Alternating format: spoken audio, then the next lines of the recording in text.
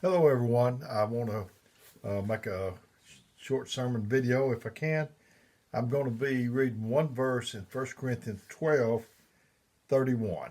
I think it's the only verse I'm going to read. I might read a few more, but start off with that in the King James Version of the Bible, which says, "But covet earnestly the best gifts, and yet I show unto you a more excellent way." That's what I want to be talking to you about, is the more excellent way. Uh, my sermon today, the text is uh, ordinary versus extraordinary or extraordinary. I've been doing the verses series right now, and I want to do this one. Let me read this other, and then we'll go on. It's Romans 12:1 and 2. In the King James Version of the Bible, I beseech you, therefore, brethren, by the mercies of God, that you present your bodies a living sacrifice, holy and acceptable unto God, which is your reasonable service. And be not conformed to this world, but be you transformed by the renewing of your mind, that you may prove what is that good and acceptable and perfect will of God. A more excellent way, extraordinary, ordinary. Uh, the more excellent way. I've really laid this to you before, told you about this, but my brother was in the hospital, and me and his wife uh, was sitting there. I think there had been other people there in the waiting room, but at that point it was just me and her is all I remember. And she was telling me she was assistant superintendent of Gwinnett County Schools in Georgia at that time, and she said that if you wanted to excel in their school system, they would help you. They would get you a tutor. They would whatever. If you was on a football team, and they had great football teams in athletics, was my understanding. She said that there would be somebody meet you in the weight room at 6:30 in the morning, or whatever time you wanted to meet, because they wanted you to excel. God wants us to excel. There's more for us. He don't want us to settle for mediocre. And she said if you wanted to do better in academics, they would get you a tutor, and they would meet you down there at the 6:30 or whatever. So if you want to do better and you tell God about it, He'll send you that more excellent way. Um, he said, "Be not conformed to this world, but be you transformed by the renewing of your mind." You have to. You can't go on with the mind you got. You got to get a new mind. Uh, you can't. You can change your calendar. You can change this and that and other. Your hairstyle or whatever. If you got hair, I don't hardly have much, but you got to change your mind. That's what you got to change. You see a caterpillar crawling on the ground, a little worm. There's nothing about that caterpillar that will let you know that it's going to be a beautiful butterfly. It's transformed into that. I heard a story about, they take their little cocoons and they'll attach it on the underside of something. And it's a process that they're developing. And a man, he saw that. He saw that little butterfly on the inside of the cocoon, and it was struggling to get out. And he thought he'd help it. So he cut a little space there so it could get on out. Well, that was the wrong thing to do, because it hadn't, the fluids hadn't settled in, and it came out. It was warped around. It wasn't right. It needed that time of development. Transformed from ordinary to extraordinary. You can be transformed from ordinary to extraordinary. Uh, you have to work on it, but it can be done. Uh, Life is short. We're only allotted so much time in this thing to make our mark. So that's all the more reason to me for us to get focused. I hate I'm putting this book down, taking it back up, but anyway, um, we're only got a certain amount of time. It's like we used to have a fill in the blank, and it's like you taking this test, and the teacher's going to ring a bell when the time is up, and you have to turn your paper in. Whatever ones you haven't answered, you haven't answered. Life is full of these questions that needs answers.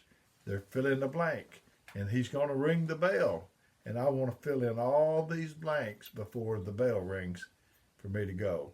So time is just tick, tick, tick, tick.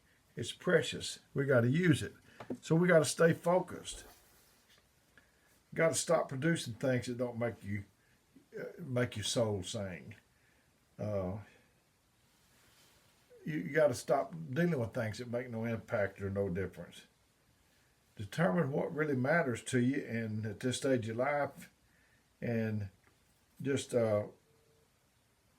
get about it. Get to doing it. I don't think I told you this yet, but I remember old Superman. He was Clark Kent. He was had those horn rim glasses. He worked in an office with Lois Lane, and I forget what the rest of his name was, but he was just a nerd, and they didn't pay no attention to him. And that emergency would arrive, and old Clark would scoot on out of there. Where's Clark after a while? Well, he had went to the phone booth, and he would take, he had his Superman suit on up underneath his, what he wore to work, and he'd just take the outside off, and there he was Superman, transformed. We look like ordinary people. I look like just an ordinary person. Maybe somebody can do wrong, but underneath this, God is there for me. Nobody's interested in following ordinary. Who wants to follow ordinary? Who's going to listen to ordinary? Ordinary people just become invisible people. Jesus kind of calls them the salt of the earth. And he talks about the salt lost its savor.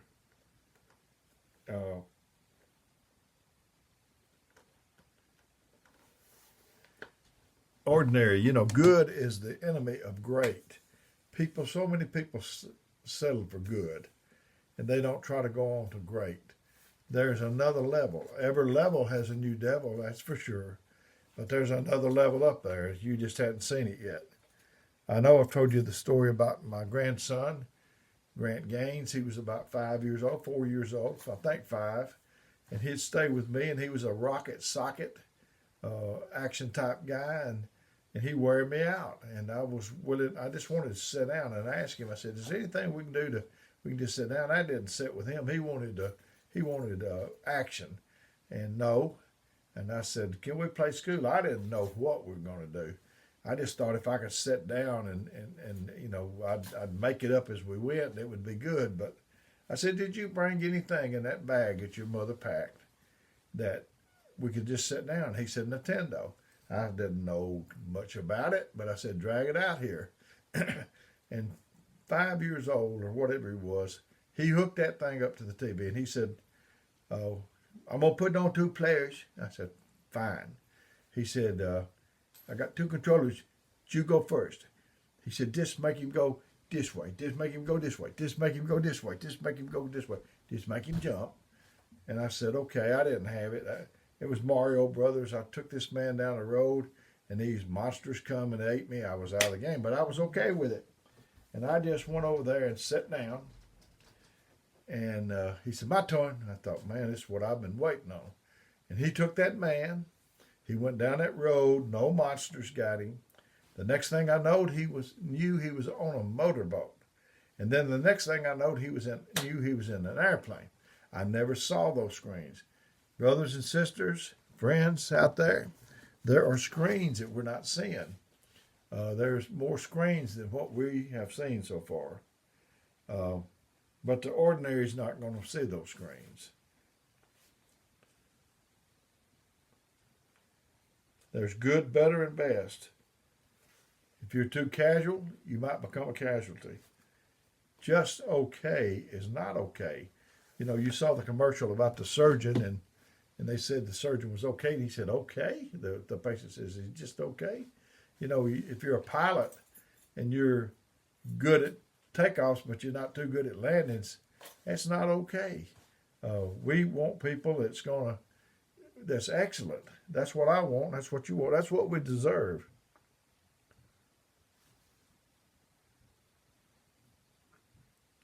But you could be